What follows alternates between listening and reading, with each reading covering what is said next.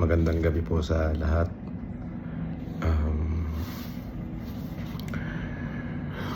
Kalalaya ko lang po pansamantala. Maraming salamat po doon sa mga taong nagmalasakit at tumulong sa akin. Maraming salamat po doon sa mga taong patuloy pong sumusuporta sa akin. Maraming salamat po sa inyo.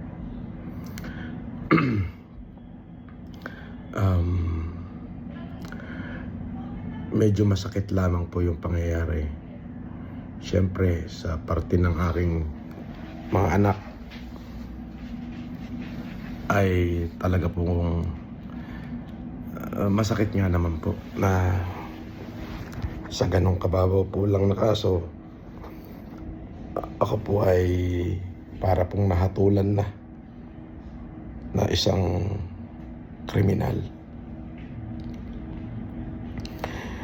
Ako po ay may pagkakamali, maaari, at tama naman po yung ginawa nila na ako ay hulihin, sapagkat yun naman po ay bahagi ng kanilang trabaho. Ngunit po yung ako naman po ay ipinahiya nila na para bagang tinalupan na ho nila ako ng buhay. Opo, ay sobrang sakit po.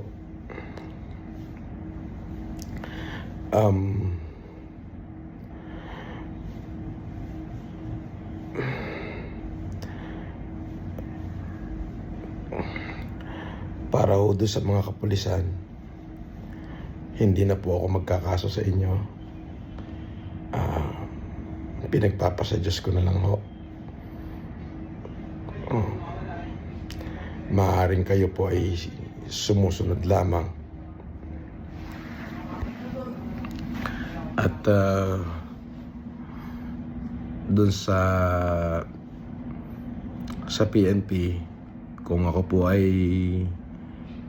nakagawa ng pagkakamali dahil po dyan sa kumalat na litrato ng pagsusuot ng kung saan ako po ay nakasuot ng police uniform, humingi rin ho ako ng kapatawaran sa inyo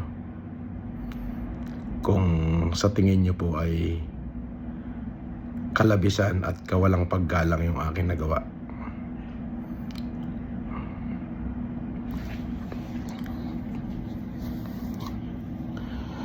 At doon po sa mga patuloy na nagmahal sa akin, maraming salamat po.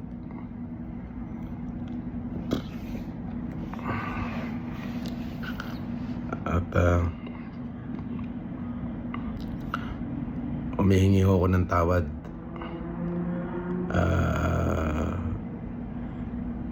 sa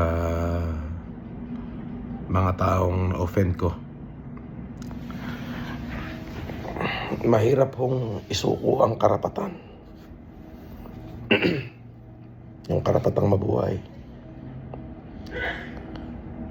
yung karapatang tratuhin ng tama, ay ang isuko eh. Salamat din ho dun sa nagsimpatya sa akin.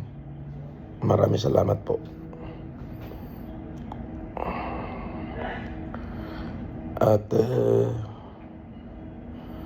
ulitin ko po, doon po sa mga miyembro ng kapulisan na naging kabahagi ho nung pagpapahiya ho sa akin, hindi na po ako magsasampa ng demanda sa inyo. Pinatawad ko na ho kayo.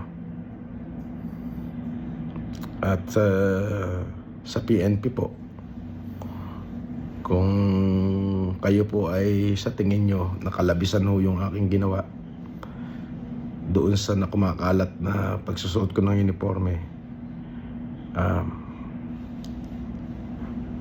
patawarin nyo ho ako. Wala ho akong masamang intention doon. At kung ano man ho yung karampatan na kaso o parusa na ipapataw nyo sa akin, ay haharapin at tatanggapin ko po. Para sa mga supporter ko, maraming salamat po sa inyo sa pagmamahal ho na pinakita nyo sa akin. Ako muna ho ay magpapahinga muna, talaga hong sobrang napagod po yung aking katawan at hindi ko ho maipaliwanag yung nararamdaman kong kapaguran. Salamat po sa pagmamahal at pagsuporta. Yung patuloy kayong nandyan para sa akin, yun po ay napakalaking bagay. Yun lamang po. At maraming salamat po. Magandang gabi po sa inyo.